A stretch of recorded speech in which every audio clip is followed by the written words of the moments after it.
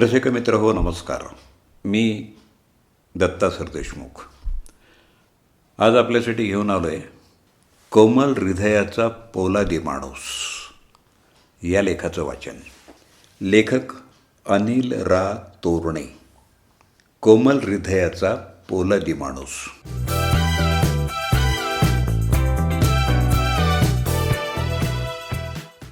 मित्र हो, आपण सगळेच जण माणसं आहोत. परंतु एखादी आपली समजली जाणारी व्यक्ती जेव्हा अडचणीत येते तेव्हा कुणी तिला मदतीचा हात देतो तर कुणी तिकडून काढता पाय घेतो. समोरचा संकटात सापडला हे पाहून जो त्याच्या मदतीला धावून जातो आणि त्याला संकटातून बाहेर काढण्याचा प्रयत्न करतो तोच सच्चा तारणहार, नाही का?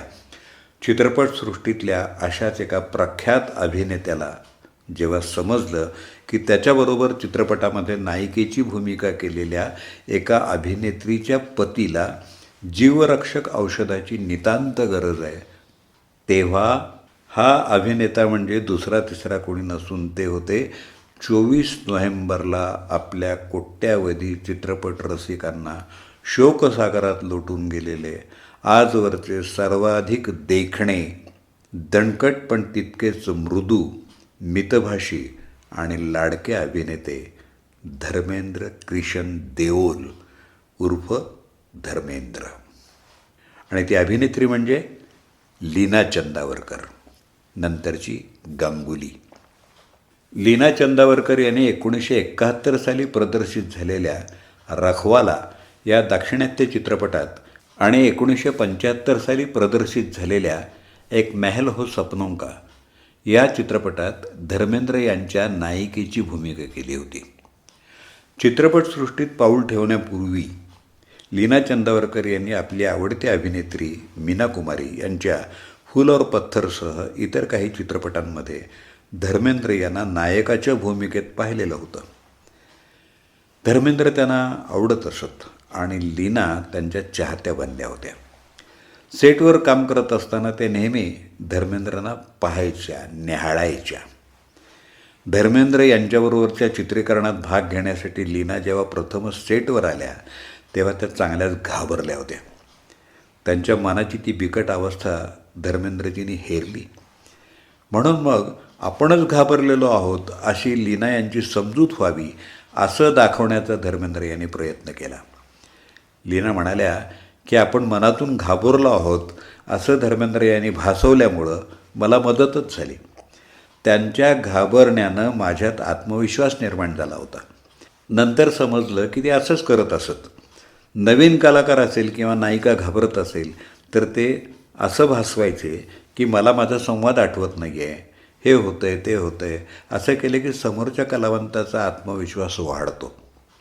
त्यांनी स्वतःचे संवाद व्यवस्थित म्हटले असते आणि माझं दृश्य पुन्हा पुन्हा चित्रित करावं लागलं असतं तर माझा आत्मविश्वास डळमळीत होऊन मी गडबडले असते. धर्मेंद्र यांचं हे वेगळंच रूप मी तेव्हा पाहिलं. लीना चंदावरकर यांचा पहिला विवाह गोव्याचे पहिले मुख्यमंत्री दयानंद बांदोडकर यांचे पुत्र सिद्धार्थ बांदोडकर यांच्याबरोबर झाला होता, हे आपल्याला माहिती आहे. विवाहाला थोडेच दिवस झाले असताना एका अकल्पित घटनेत सिद्धार्थ जबर जखमी होऊन अत्यावस्थ झाले. त्यांच्या स्वादुपिंडात पिस्तुलाची गोळी घुसली होती. डॉक्टरांनी सिद्धार्थ यांच्यावर शस्त्रक्रिया केल्यानंतर त्यांच्या कुटुंबियांना सांगितलं की प्रोटीन डायजेस्ट करण्यासाठी जीवरक्षक औषधाची अत्यंत निकड आहे. हे औषध काही तासांमध्ये किंवा कोणत्याही परिस्थितीत आज संध्याकाळपर्यंत हाती आलं तरच सिद्धार्थ यांचा जीव वाचवणं शक्य होईल. पण डॉक्टरांनी सांगितलेलं ते औषध संपूर्ण भारतातही कुठं उपलब्ध नव्हतं. तेव्हा ते औषध परदेशातून आणण्याचा प्रयत्न लीना चंदावरकर यांच्यासह त्यांच्या परिवारानं सुरू केला. या औषधासाठी कोणाशी संपर्क साधावा हेच लीनाजींना सुचत नव्हतं. अचानक त्यांना आठवलं की अशा पेचप्रसंगात धर्मेंद्र मदतीला धावून येतात. क्षणाचाही विलंब न लावता त्यांनी धर्मेंद्र यांच्या मुंबईतल्या निवासस्थानाशी संपर्क साधला. धर्मेंद्र यांची पत्नी प्रकाश कौर यांनी फोन घेतला. प्रकाश कौर यांचा आवाज ऐकताच लीना ततपप करायला लागल्या आणि त्यांना रडूच कोसळलं. रडत रडतच त्या प्रकाश कौर यांना म्हणाल्या की मला अमुक अमुक औषध तातडीनं हवं आहे. ते मिळवण्याचा आम्ही कसोशीने प्रयत्न करतो, पण काहीच निष्पन्न झालेलं नाही. त्याच्यावर प्रकाश कौर त्यांना म्हणाल्या, लीना आता पुढं काही बोलू नका, वेळ घालवू नका, मी यांना फोन देते, असं म्हणून त्यांनी धर्मेंद्र यांच्या हाती रिसिव्हर दिला. लीना चंदावरकर यांनी फोनवर धर्मेंद्रजींना काय काय घडलं ते सांगायला सुरुवात केली. तेव्हा धर्मेंद्र त्यांना म्हणाले, मला काहीही ऐकायचं नाही, केवळ औषधाचं आणि त्याच्या कंपनीचं नाव मला सांगा. इतकं सांगून धर्मेंद्रांनी रिसिव्हर ठेवून दिला. त्याच्यानंतर त्यांनी विश्वास बसणार नाही, इतक्या कमी वेळात ते औषध तर परदेशातून मागवलंच, शिवाय औषध मुंबईच्या विमानतळावर आल्यावर ते स्वतःच्या ताब्यात घेऊन स्वतः गाडी चालवत सिद्धार्थ यांना ज्या जसलोक रुग्णालयात दाखल करण्यात आलेलं होतं त्या रुग्णालयात जाऊन औषध लीना यांच्या त्यांनी हवाली केलं. ते म्हणाले, आम्ही सगळे सिद्धार्थ यांच्यासाठी परमेश्वराकडे प्रार्थना करतो आहोत. सिद्धार्थ यांच्या प्रकृतीत काहीशी सुधारणा झाल्यानंतर लीना चंदावरकर यांचे बंधू त्या औषधाचे पैसे देण्यासाठी धर्मेंद्र यांच्या निवासस्थानी गेले. ते औषध अत्यंत महागडं होतं आणि धर्मेंद्र यांनी ते परदेशातून काही तासांमध्ये मागवलं होतं. लीना यांचे बंधू धर्मेंद्र यांना पैसे देऊ लागताच धर्मेंद्र त्यांना म्हणाले, माझा हा हात पाहिलात ना, 2 किलोचा आहे. तो जर मी उगारला तर तुम्ही मला पैसे देण्यासाठी आलात. धर्मेंद्र यांनी असं म्हटल्यावर लीना यांचे बंधू काही बोलणार इतक्यात धर्मेंद्रच त्यांना म्हणाले, नाही नाही, अजिबात नाही. जर मला असं काही झालं असतं तर तुम्ही माझ्यासाठी काही केलं नसतं. आणि त्याने औषधाचे पैसे घेण्याचं साफ नाकारलं. मित्रहो, पंजाब राज्याच्या लुधियाना जिल्ह्यातल्या नसराली या खेड्यातल्या केवळ क्रिशन देओल आणि सतवंत कौर या जाट कुटुंबात धर्मेंद्र यांचा 8 डिसेंबर 1935 या दिवशी जन्म झाला. सहानेवाल्या खेड्यात धर्मेंद्र यांचं बालपण गेलं. लुधियाना जिल्ह्यातल्या लालटन कालांच्या सरकारी वरिष्ठ माध्यमिक शाळेत त्यांचं शालेय शिक्षण झालं. ते फगवाडा शहरातून 1952 साली मॅट्रिकची परीक्षा उत्तीर्ण झाले. 1960 साली प्रदर्शित झालेला दिल भी तेरा हम भी तेरे हा धर्मेंद्र यांच्या चित्रपट कारकिर्दीतला पहिला चित्रपट. 1960 सालाच्या मध्याला प्रदर्शित झालेल्या आई मिलन की बेला, फूल और पत्थर आणि आए दिन बहार के या त्यांची भूमिका असलेल्या 3 चित्रपटांच्या यशामुळं त्यांना लोकप्रियता लाभली. नंतरच्या काही वर्षांमध्ये ते अधिक ख्यातनाम झाले. अनेक यशस्वी हिंदी चित्रपटांमध्ये त्यांनी रंगवलेल्या रांगड्या नायकामुळं त्यांना पुरुषी सौंदर्य आणि देखणेपणाचा ही मॅन म्हटलं जाऊ लागलं. 1960 ते 1980 या 20 वर्षाच्या काळातल्या त्यांच्या आंखें, शिकार, आया सावन झुमके, जीवन मृत्यू, मेरा गाँव मेरा देश, सीता और गीता, राजा जानी, जुगनू, यादों के बारात, दोस्त, शोले, प्रतिज्ञा, चरस, धर्मवीर, चाचा भतीजा, गुलामी, हुकूमत, आग ही आग, ऐलान जंग आणि तहलका अशा चित्रपटांमध्ये ते ही मॅन म्हणून चमकले. त्याचप्रमाणे अनपढ, बंदिनी, हकीकत, अनुपमा, ममता, मजली दीदी, सत्यकाम, नया जमाना, समाधी, रेशम की डोरी, Chupke Chupke, दिल्लगी, the burning train, गजब, दो दिशाएं आणि हथियार अशा मारधाड विरहित चित्रपटांमधल्या त्यांच्या भूमिकांचीही प्रशंसा झाली. 1990 सालानंतर ते चरित्र भूमिकांकडे वळले. प्यार किया तो डरना क्या, लाइफ इन अ मेट्रो, अपने, जॉनी गद्दार, यमला पगला दीवाना, रॉकी और रानी की प्रेम कहानी आणि तेरी बातों में ऐसा उलझा जिया या चित्रपटांमध्ये ते चरित्र भूमिकांमध्ये दिसले. चित्रपटसृष्टीतल्या आपल्या उण्यापुऱ्या 65 वर्षाच्या प्रदीर्घ कारकिर्दीत धर्मेंद्र यांनी 300पेक्षाही अधिक चित्रपटांमध्ये भूमिका केल्या. यातली उल्लेखनीय बाब म्हणजे सर्वाधिक यशस्वी चित्रपटांमध्ये भूमिका करण्याचा विक्रम धर्मेंद्रजींच्या नावावर आहे. एकाच वर्षात लागोपाठ 7 यशस्वी चित्रपट देणारे धर्मेंद्र हे हिंदी चित्रपटसृष्टीतले एकमेव अभिनेते ठरले.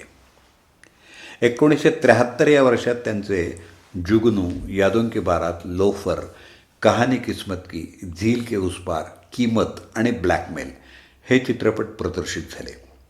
1987 साली हुकूमत, आग ही आग, लोहा, इंसानियत के दुश्मन, वतन के रखवाले, इंसाफ की पुकार आणि इंसाफ कौन करेगा हे चित्रपट प्रदर्शित झाले. धर्मेंद्र यांनी मीना कुमारी, वैजयंतीमाला, नूतन, माला सिन्हा, वहिदा रहमान, तनुजा, रेखा, हेमा मालिनी, साधना, राखी, शर्मिला टागोर, मुमताज, मौसमी चॅटर्जी, जया बच्चन, कुमुद छुगानी अशा नामवंत अभिनेत्रींबरोबर नायकाची भूमिका केली. परंतु धर्मेंद्र आणि हेमा मालिनी ही जोडी सर्वाधिक यशस्वी ठरली आणि प्रेक्षकांना आवडली. या जोडीनं 28 चित्रपटांमध्ये एकत्र काम केलं आहे. 2023 साली धर्मेंद्र प्रथमच दूरचित्रवाहिनीवरच्या एका मालिकेत दिसले. Zee5 वाहिनीवरती प्रक्षेपित झालेल्या ताज डिवायडेड बाय ब्लड या ऐतिहासिक मालिकेत त्यांनी सलीम चिश्ती ही व्यक्तिरेखा साकारली होती. धर्मेंद्र आयुष्यभर एका व्यक्तीच्या ऋणात राहिले आणि तिला कधीही ते विसरले नाहीत. ती व्यक्ती म्हणजे हिंदी चित्रपटसृष्टीतले सुप्रसिद्ध निर्माते दिग्दर्शक अर्जुन हिंगोरानी हे होत. धर्मेंद्र पंजाबहून सर्वप्रथम मुंबईला आले तेव्हा ते चित्रपटसृष्टीत चंचू प्रवेश करण्यासाठी धडपडत होते. अर्जुन हिंगोरानी यांनी त्यांना राहण्यासाठी स्वतःच्या निवासस्थानी जागा दिली, जेवणही पुरवलं आणि पाठिंबा दिला.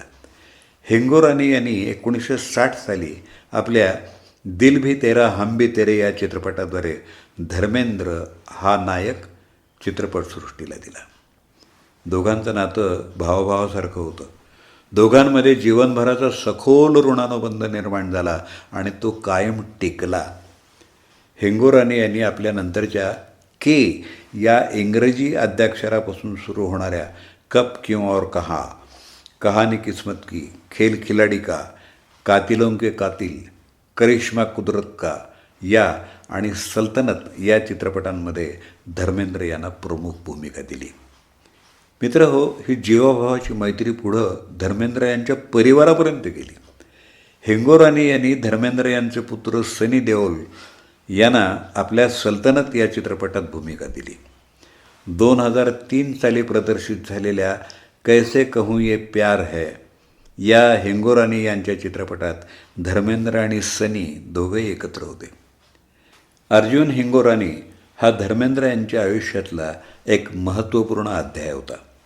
चित्रपटसृष्टीतल्या भरीव योगदानाबद्दल 1997 साली धर्मेंद्र यांना फिल्मफेअरचं जीवनगौरव पारितोषिक अभिनेते दिलीप कुमार यांच्या हस्ते देण्यात आलं होतं. त्यावेळी दिलीप कुमार म्हणाले, मी जेव्हा केव्हा परमेश्वरापुढं उभा राहीन तेव्हा त्याच्याकडे एकच तक्रार करेन, मला धर्मेंद्र यांच्यासारखा देखणा का नाही बनवलास. अभिनेता सलमान खाननं एका मुलाखतीत सांगितलं होतं की माझ्या वडिलांनंतर मी जर कोणाचं अनुकरण करत असेन तर ते आहेत एकमेव धर्मेंद्र. सनी आणि बॉबी या धर्मेंद्र यांच्या चिरंजीवांपेक्षाही मी त्यांना जास्त मानतो. धर्मेंद्र यांची प्रशंसा करताना तो म्हणाला की त्यांच्यामध्ये चिरकालीन आकर्षण आहे. आपलंसं करून घेणारा त्यांचा भाबडा चेहरा आणि बलदंड शरीरयष्टी यामुळं ते सर्वाधिक सुंदर व्यक्ती बनले आहेत. मित्रहो, 2007 साली दूरचित्रवाणीवरच्या कॉफी विथ करण या कार्यक्रमाच्या एका भागात बोलताना अभिनेत्री जया बच्चन यांनी स्वतःवर धर्मेंद्र यांचा पूर्ण प्रभाव असल्याची कबुली देऊन टाकली होती. धर्मेंद्र म्हणजे ग्रीक देव आहेत असं त्यांनी त्यांचं वर्णन केलं. धर्मेंद्र यांची पत्नी अभिनेत्री हेमा मालिनी यांच्यासमोरच जया यांनी धर्मेंद्र यांचं कौतुक केलं. अभिनेते धर्मेंद्र यांनी राजकारणाचाही अनुभव घेतला. राजस्थानातल्या बिकानेर मतदारसंघातून ते 2004 साली भारतीय जनता पक्षातर्फे लोकसभेवर निवडून गेले होते. 1965 साली प्रदर्शित झालेल्या नीला आकाश या चित्रपटासाठी मोहम्मद रफी यांनी गायलेले एक गीत धर्मेंद्र यांच्यावर चित्रित झालं होतं. गीतकार राजा मेहदी अली खां यांनी लिहिलेल्या आणि संगीतकार मदन मोहन यांनी स्वरबद्ध केलेल्या त्या गीताचा मुखडा होता, आखरी गीत मोहब्बत का सुना लूं तो चलूं, मैं चला जाऊंगा दो अश्क बहा लूं तो चलूं. धर्मेंद्र यांनी प्रेमाचं एक गीतच ऐकवलं नाही तर आपल्या अगणित चाहत्यांवर सतत प्रेमाचा वर्षाव केला. त्या गीताची शेवटची ओळ आहे, फिर न आने की कसम आज मैं खा लूं तो चलूं. आणि जणू काही शपथ घेतली असल्याप्रमाणे खरोखरच ते परत कधीही न येण्यासाठी निघून गेले आहेत. आता अश्रू म्हणजे अश्क ढाळत बसण्याशिवाय त्यांच्या चाहत्यांच्या हाती काय उरलं आहे.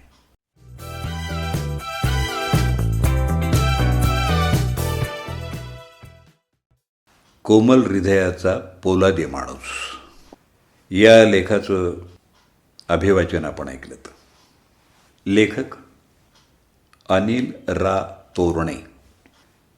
भ्रमणध्वनी 9226160654 9226160654.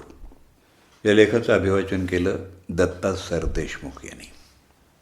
माझा व्हॉट्सअप नंबर 8329730186.